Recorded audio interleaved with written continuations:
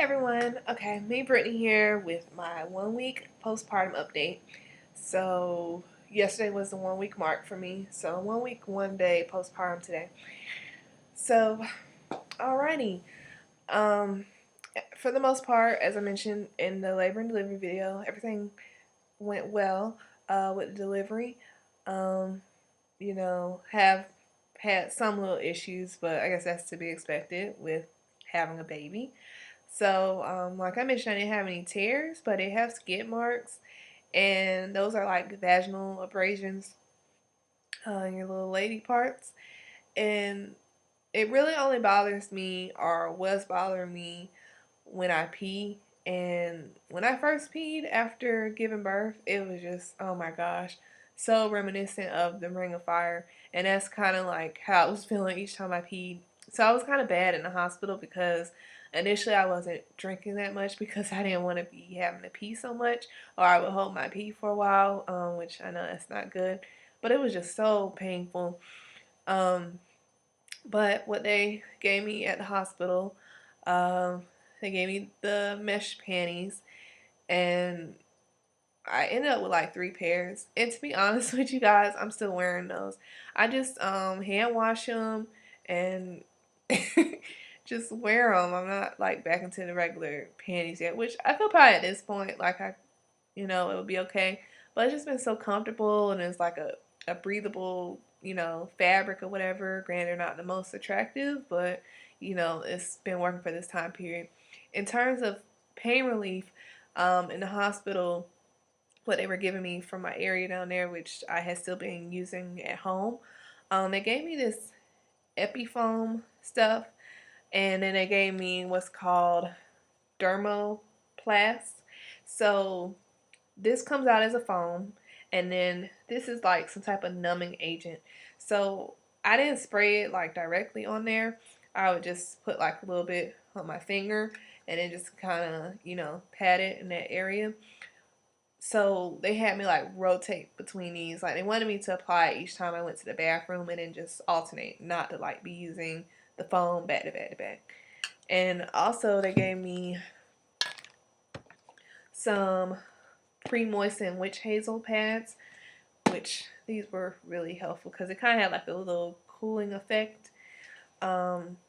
So I ran out of these really quickly. So when my husband took me to Target, I bought some cotton rounds, and then I bought a bottle of witch hazel. And what I did was, it's only a little bit in here right now, but I put like a stack of these, just squirted some witch hazel on it, like foot both sides. And this little container is really helpful with retaining the moisture in there. So I would say not really using the foam and the spray anymore. It's just occasionally, like if it kind of hurts or whatever. But I do regularly use the witch hazel. And then like my BFF has been this bottle. So for those of y'all who haven't had a baby yet, they give you these at the hospital, and you just fill it with water and you just spray it down there to clean your area. But it's really helpful when you're going to the bathroom, and just with using this each time that you go. And then I also use it like in the shower and stuff. And initially when they gave it to me, they told me to use warm water, and I was doing that. And then once I got home, I started using cool water. Like I noticed that just made such a difference. So I think that warm water was like irritating me down there. And also, after, I was trying to research these skid marks, like how long is this gonna last? When are they gonna heal? When is it not gonna sting when I pee or whatever? So what I also, after research, put into consideration was, what I was drinking or whatever, because I was drinking a lot of juice and water at the hospital, but a lot of juice. And then when I got home, I was drinking juice, and I had orange juice, which the acid on that orange juice must have been just killer down there. So now I'm only drinking water, and then I drink milk because I want to make sure baby gets vitamin D or whatever. I also am still taking my prenatal vitamins, by the way.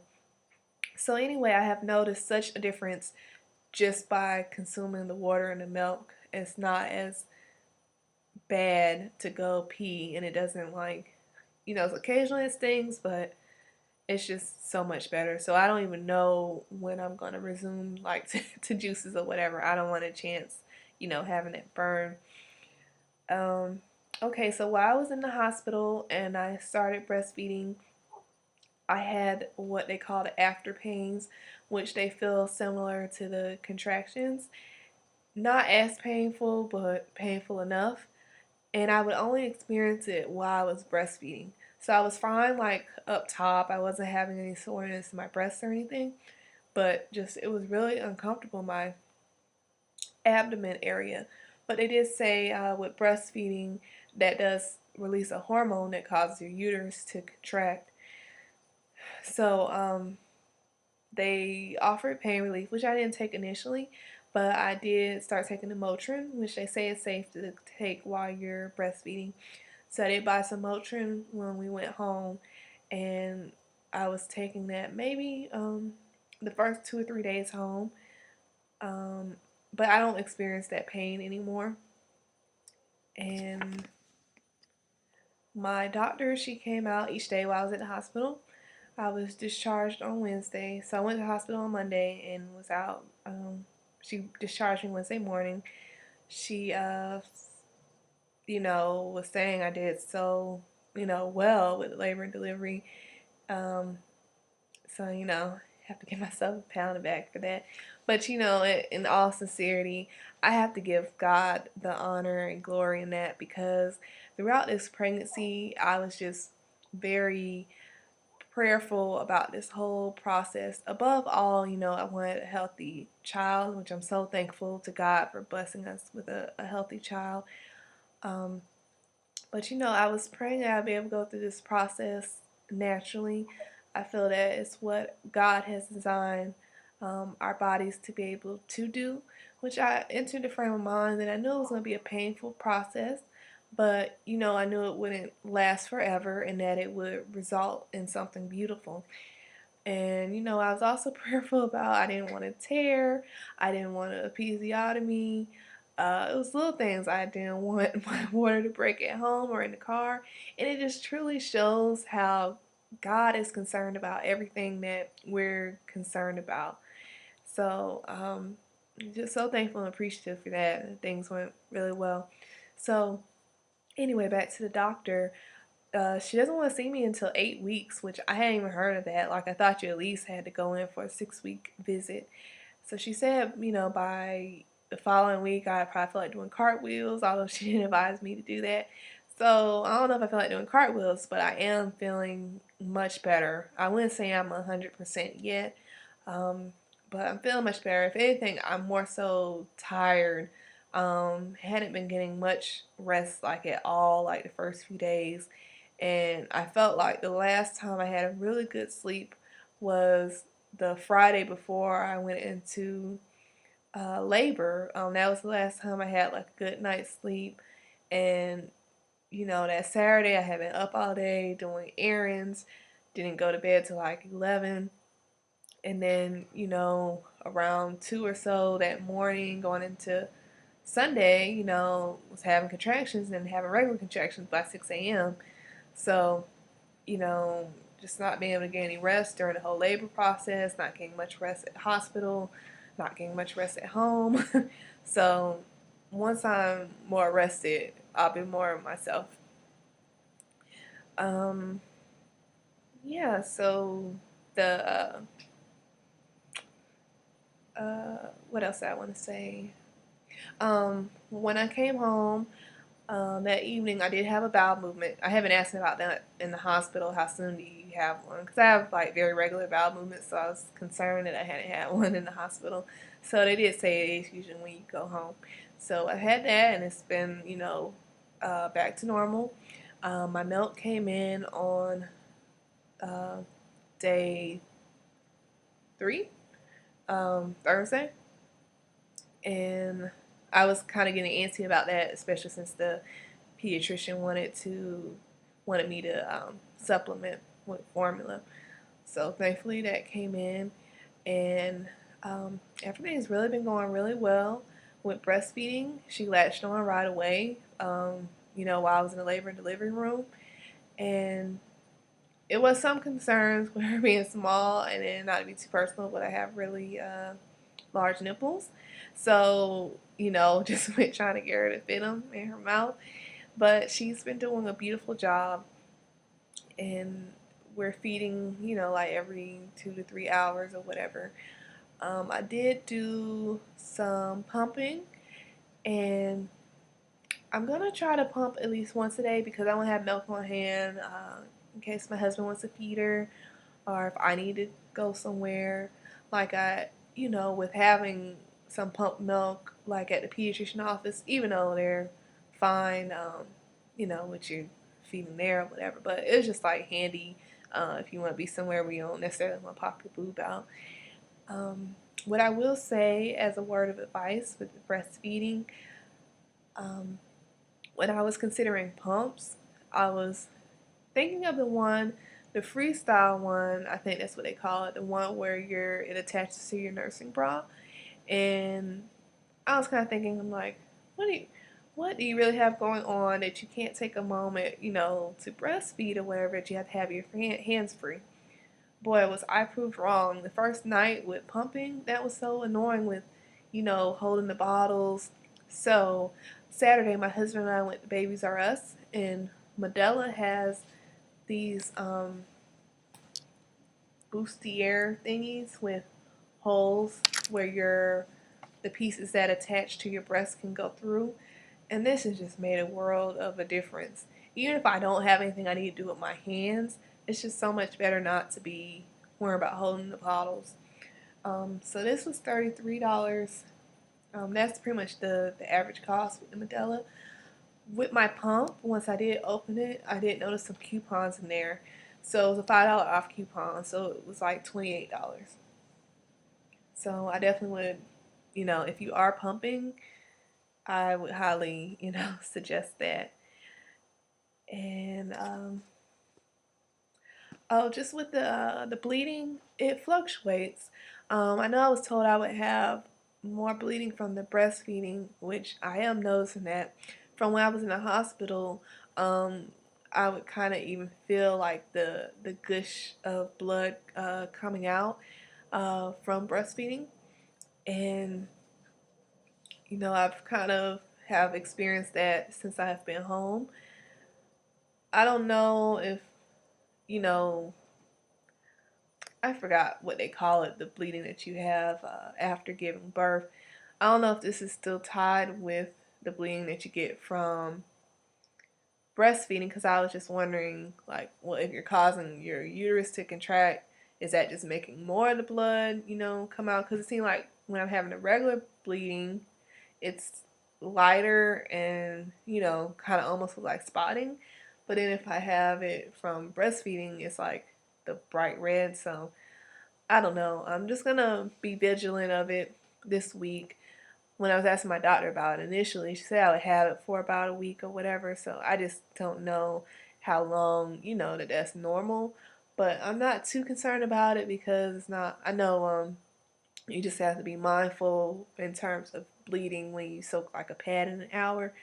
So nothing that extreme. So I think it's okay.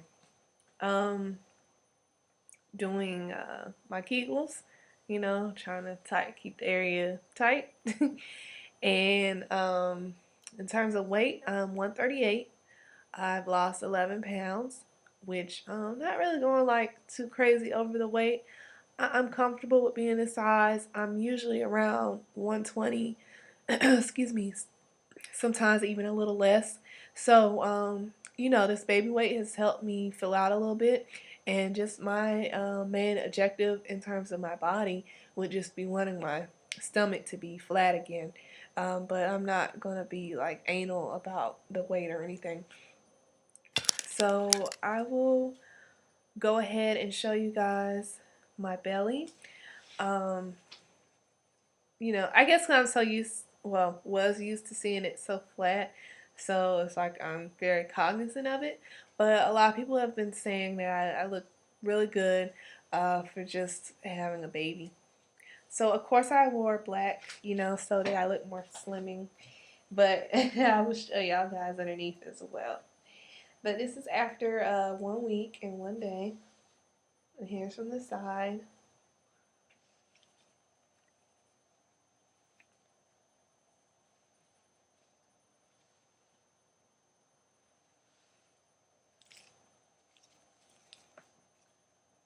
And at first at the hospital, my stomach looked really dark, but now the color seems to be coming back. I thought I had like that hyper pigmentation, but it seems like my color is back already. So it looks like I'm at 32, which I believe I was last at 39. Um, 39 or 40. I don't really remember. Um, I was 27 inches in the waist before I got pregnant. So, have about 5 more inches to go. Maybe I won't even have to lose those full 5 inches to have a flat stomach again, because it's coming down a lot. Okay, so that's pretty much it. In terms of these updates, um, I don't I don't think I'm gonna do weekly updates on the postpartum. Well, maybe initially, but I don't think it'll be necessary to do it like up through the 8 weeks or whatever. In terms of the baby, I'll do weekly. I will try to do weekly updates up through 4 weeks, and then after that, just monthly updates. And I'll try to squeeze some other videos in there. I don't really feel I'm like the most interesting person. Um, but I do enjoy doing videos, and I enjoy communicating with everyone. So, and if you guys like have any questions or anything, you can just leave a comment or